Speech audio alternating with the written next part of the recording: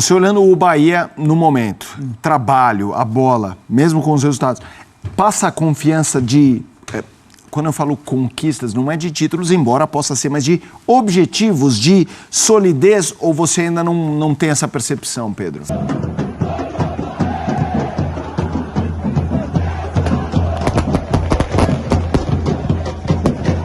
Salve, salve, nação, saudações tricolor, nação, vamos para mais um corte aqui no canal, dessa vez vamos lá no programa de TV da ESPN, no programa Sport Center, e vamos ver o debate entre os comentaristas depois do empate do Bahia ontem. Bahia que empatou com o Santos em 2-2, acabou abrindo o placar ali, tomando a virada por um descuido, acabou deixando um pouco da peteca cair, perdendo um pouquinho de ritmo de jogo, não deixou de impor o seu ritmo, de praticar o seu futebol, que é o de toque de bola, de domínio no adversário, e acabou saindo um empate e depois a virada. Mas enfim, a gente correu atrás, Juba numa noite inspirada foi lá e deu uma assistência, e além de dar assistência, acabou empatando a partida e acabamos saindo com resultado justo, 2-2. Mas vamos ver, galera, vamos acompanhar. Antes eu peço a você que se inscreva aqui no canal, ative o sininho, marque lá na notificação para todos, para que eu possa te entregar todos os conteúdos. Sobre este jogo que terminou agora na Vila, jogo agitadíssimo, Santos e Bahia, 2-2, a gente começa com os gols. Pedro, vamos lá, um jogo de futebol é incrível, né? Primeiro tempo, o Bahia foi superior. Aí fez esse 1-0, belo gol com o Eric. Aí no segundo tempo, com as mudanças do Caixinha, bastante pressionado, Tassiano faz, Pituca vira, aí você fala, caramba, de novo o Bahia desperdiçando o resultado, e até desperdiçou a vitória, porque só conseguiu empatar depois com o Luciano Juba. Mas quando parecia que daí o jogo tinha ido pro Santos, volta pro meio. Foi e acabou fundo, Pedro Ivo. Vamos falar desse 2-2 agitado. A gente tá vendo aí, né? O gol que a gente assiste ali, o primeiro, aí o gol do empate do Tassiano, quando faz o 1-1. O gol que a gente assiste ali do Bahia sobre o Santos, ele é quase didático para explicar o primeiro tempo, que era o Santos se posicionando em seu campo de ataque, mas sem saber muito o que fazer. Parece que faz muito esforço e não consegue finalizar ou criar uma chance clara de gol. E o Bahia que sabe mais o que fazer quando pega a bola, escapa rápido, saída de bola treinada, uma transição ofensiva muito rápida, diante de um Santos que não sabe correr para trás para marcar e faz o gol. O Santos do segundo tempo é um Santos que se esforça muito, é muito de volume, é muito de novamente marcar a presença no campo adversário. É aquela coisa da água mole, sabe? Pedra dura, tanto vai batendo ali, uma hora fura, faz o segundo gol. E o Bahia, quando parte para essa transição ofensiva, sabe o caminho do gol mais rápido. Isso deve preocupar o Santos. O Santos que, tá vendo agora aí, ó, o lance do segundo gol do Bahia, o lance do empate, mais uma falha, mais um vacilo, dá espaço muito à defesa do Santos, né? Não pode tomar esse drible final. Então, assim, é um Bahia que precisa de muito pouco para achar o caminho do gol. É um Santos que precisou de muito para achar o caminho do gol. E um Santos que precisa de muito e tem dificuldade e não consegue sustentar um resultado contra o Bahia, que tinha até algumas peças ali descansando por conta do jogo contra o Inter, né? No meio de semana. Sim. Pelas competições sul-americanas, pela Libertadores, a gente transmitiu, acompanhou aqui na ESPN, no Disney Plus. Então, diz muito sobre a dificuldade que o Santos tem. Caixinha muito xingado pela torcida, Sim. muito pouca paciência da torcida pelo que o Santos não conseguia apresentar no primeiro tempo. Muita bola, muita circulação lenta, muita presença no campo do Bahia, mas muita dificuldade quando não tinha bola de correr para trás marcando. E o Bahia aproveita isso. E quando parece, como você disse, quando parece que vai sustentar o resultado, vacila lá atrás novamente e cede o empate. É para o torcedor do Santos sair bem incomodado da Vila Belmiro hoje, Felipe. Então, vamos lá. Eu queria até começar com o lado do Santos, embora eu acho que o Bahia até nos permita mais debate, mas o lado do Santos pela pressão no Caixinha. A gente viu uma Vila quase insustentável ali, a sensação que dá é assim, ele vai cair no intervalo. A gente precisa, né, Felipe, desculpa, a gente precisa entender em qual contexto o Santos chega para esse jogo. O Santos chega para esse jogo depois de uma derrota na estreia para o Vasco, onde todo mundo considerava que eram 3 pontos certos, e com o presidente do clube, Marcelo Teixeira, falando: o trabalho do treinador não foi bom, erramos aqui. Então a torcida está endossada pelo presidente. A torcida endossa esse cor de que o trabalho do Caixinha não é bom. O primeiro tempo do Santos não é bom. Parece que está muito ali, parece que está perto do gol, mas se você for olhar da forma do ponto de vista prático, não está tão perto do gol. Quem está perto do gol é o Bahia, que sabe fazer com a bola quando acelera. A jogada, a construção do primeiro gol do Bahia, daqui a pouco a gente deve acompanhar de novo nos melhores momentos, ela é treinada, ela é pensada, ela é fruto de um bom trabalho. Você não tem as principais peças, todas as peças, mas aquilo ali está muito, sabe, curtido no que é o Bahia hoje do Rogério Ceni. Então você sabe o caminho para chegar ao gol. O Santos não. Parece que ele vai tentando por aqui, tentando por ali, a bola está sempre mascada, a chance nunca é mais clara. Segundo tempo também de muita imposição ali, mas não necessariamente de criação. A gente está vendo uma bola que o Tiquinho acabou sendo traído pelo pique da bola. Então, muito volume. Bate, rebate para lá, briga, a gente está vendo, está sendo briga, vai, finaliza, gol. Mas não é algo tão bem construído, não está algo tão bem automatizado como é, por exemplo, essa transição do Bahia. Então, muito no volume, no abafa, consegue a virada. Mas muito não consegue sustentar lá atrás, não consegue correr para trás, marcar também, o Bahia precisa de pouco para chegar ao seu gol. Primeiro para abrir o placar, depois para conseguir empate no final da partida e fica muito amargo, sim, esse gosto de empate de Santos. Agora, isso aí é brincadeira, Felipe. Isso é brincadeira. Isso aí é, sabe, aí... essa a gente quer falar do jogo, mas a arbitragem dominou essa rodada. Essa rodada foi péssima, a arbitragem, já Carlos Eugênio Simon com a gente. Esse é um lance que mesmo na câmera que a gente está mostrando agora, que é a distante, você já vê que a bola bate no rosto do jogador do Bahia. E aí, né, aquela coisa, o tipo de problema que dava para resolver em 6 segundos, né? Ali no primeiro replay, no rosto. E aí vai, demora, chamam e tal. O braço do defensor do Bahia nem está exatamente colado ao rosto. A bola pega muito claramente, sabe, no rosto do jogador do Bahia. E ele marca ali sem muita convicção. E graças, ainda bem que temos o VAR para corrigir. Como foi, por exemplo, no impedimento do Atlético Mineiro de São Paulo, ainda bem que se corrige. Como foi agora. São lances muito claros. É erro muito claro que está acontecendo dentro de campo. É isso. Vamos pro lado do Bahia, já também na Vila Belmiro, os técnicos pintando para falar, todo esse volume de informação sobre Santos e Bahia. Bahia, como você disse, aí com esse jogo contra o Santos encavalado de Libertadores, sim. Agora a gente tem uma sequência de muitos jogos de Libertadores, empatou em casa com o Inter, pega fora o Nacional e vinha no Brasileiro de um empate com o Corinthians. E a curiosidade é, sempre saindo à frente. E o Rogério Ceni, que deu uma entrevista coletiva maravilhosa depois do jogo do Inter, falando disso, de um time que está jogando bem. Eu sou fã do futebol do Bahia em 2025, mas não está sustentando resultados, Pedro. Mas eu acho que hoje a gente tem um outro contexto, Felipe. Contra o Corinthians não sustentou o resultado. Contra o Inter não sustentou o resultado. Contra o Santos foi uma dinâmica diferente. O Bahia do primeiro tempo hoje não é o Bahia, por exemplo, da dinâmica de jogo do Corinthians. Não é, por exemplo, o Bahia que a gente viu contra o Inter. É um Bahia que viu muito o Santos se posicionando no seu campo de defesa, que apostou nessa troca de peças dos últimos jogos para esse, em saber acelerar essa saída. Ao saber acelerar a saída, precisou de pouco. O primeiro tempo do Bahia é de um cenário positivo. E o segundo tempo, quando o Santos começa a reagir, começa a se colocar novamente em seu campo de ataque, dessa vez com volume para fazer gols, o Bahia tem a capacidade de recuperação. Veja uma dinâmica diferente.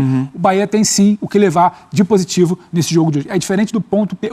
Os 2 pontos da estreia foram perdidos. O ponto de hoje, pelo cenário do segundo tempo, você pode dizer que foi conquistado. Seria muito fácil, Felipe, eu me pautar pelos resultados, sentar aqui e falar: empatou semana passada, empatou meio de semana, empatou hoje. Esse Bahia não decola. Só que para a gente falar de projeção onde ele pode chegar, a gente tem que ver a bola jogada. Me agrada o que o Bahia é capaz de produzir contra o Corinthians, me agrada o que o Bahia é capaz de produzir contra o Inter, me agradou o que o Bahia fez no primeiro tempo hoje e também ter essa capacidade de reação ali ao final da partida sob um cenário de pressão. Precisa colocar mais a bola para dentro, precisa ser mais efetivo em jogos como o Corinthians e Inter completo? Sim. Podia hoje ter cedido menos espaço ao Santos, tivesse lá sua formação completa? Também, mas você vê que tem um trabalho. O Bahia sabe o que fazer com a bola, o Bahia sabe como está buscando o caminho, como eu disse no primeiro gol, o Bahia sabe o que fez ali nessa pressão final para buscar o empate. Então acho que o torcedor tricolor lá da Boa Terra, ele pode olhar e entender que o que vem nesse suco, nesse resumo dessa semana, né? Estamos falando de domingo passado para hoje, vai um pouquinho além desses 3 empates aí. Vamos fazer o seguinte, a gente tem uma tela para falar do Luciano Juba, que está fazendo uma temporada muito boa, jogou muito bem no meio de semana, jogou bem, hoje fez o gol, né, do empate no fim. A primeira rodada, assistência contra o Corinthians, a segunda rodada, assistência mais gol. É a bola que ele mete no gol do Eric, é realmente a jogada inteira muito bonita, mas é uma ótima bola. Gols do Bahia em 2025 no Brasileirão, né? Até aqui foram 3 e ele participou dos 3 com 2 assistências e um gol, peça fundamental no time do Rogério Ceni, Pedro. Peça fundamental, porque quando você olha, você pensa em Everton Ribeiro, em outros nomes por ali, né? Você pensa em Caio Alexandre, você vai pensar, tem, por exemplo, Pulga, tem Luciano Juba também. Acho que muita gente talvez não olhasse. O jogo passa muito por aquela beirada, o jogo passa muito por aquele lado, foi assim contra o Corinthians. É muito interessante o que o Juba vem fazendo por aqui. A gente volta a falar do Santos e já na Vila Belmiro, mais da repercussão. Será que esse empate também fica relacionado ao Caixinha? Vamos lá, tentando ver o copo de hoje. A gente teve um primeiro tempo ruim do Santos, assim, ele foi abaixo do que poderia ser. Abaixo, e assim, tem um adversário, né? O Bahia também fez um ótimo primeiro tempo. Exato, muito bom adversário. Quanto o segundo tempo, a reação fica como um saldo positivo nesse recorte curto de avaliações de permanência ou não do treinador? Como é que você está vendo essa coisa do Santos em relação ao Caixinha e como é que você vê o trabalho dele? Se a avaliação fosse baseada em critério técnico, a gente poderia estar discutindo. Mas depois da entrevista do presidente na semana passada, e algumas informações que não contam, até de que o clube que queria deixar o Renato Gaúcho em stand-by, que poderia mudar seu comando, seria o Santos, a gente já vê que essa temperatura, esse caldeirão, essa água já está quase batendo, está quase em ebulição esse caldeirão do Caixinha. Então, há pouca paciência, a arquibancada disse isso hoje, o presidente Marcelo Teixeira deixou claro na semana passada. O segundo tempo tem muito para mim de uma boa atuação do Tassiano para corrigir o que o time não consegue fazer. Não é exatamente de uma ideia clara do Caixinha por ali que vai dar uma sobrevida a ele. E quando parecia que ia respirar com uma vitória, novamente o seu sistema defensivo não sustenta um resultado positivo.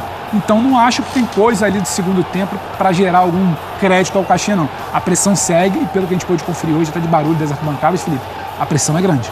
Vamos lá, já a gente vai à Vila Belmiro, estamos vendo os gols, vamos dar uma olhada, vou até pedir para a gente aí tá no momento, né, dos lances aí, o segundo gol do Santos, o 2-1 e depois tem o do Juba, para a gente ver a ficha técnica da partida, né, a posse de bola, gols e tudo mais. Santos e Bahia empataram 2-2, posse de bola foi maior do Santos, eu me lembro bem quando saiu o primeiro gol do Bahia, a posse de bola do Bahia era de 39%, o Santos tinha a posse de bola, até ia ao ataque de forma um pouco atabalhoada, e acabou levando aquele gol, se perdeu ainda no primeiro tempo, mas ficou com aquele 1-0 para depois virar 2-1 e levar o 2-2. 55-45 de posse de bola, finalizações 21 do Santos, 10 do Bahia, finalizações certas 6 do Santos, 3 do Bahia, grandes chances 5 do Santos, 4 do Bahia, ações da área rival 28-24, este é um raio-x do que foi o Santos e Bahia, dois times que começaram sem vitórias, Bahia com 2 empates, o Santos com derrota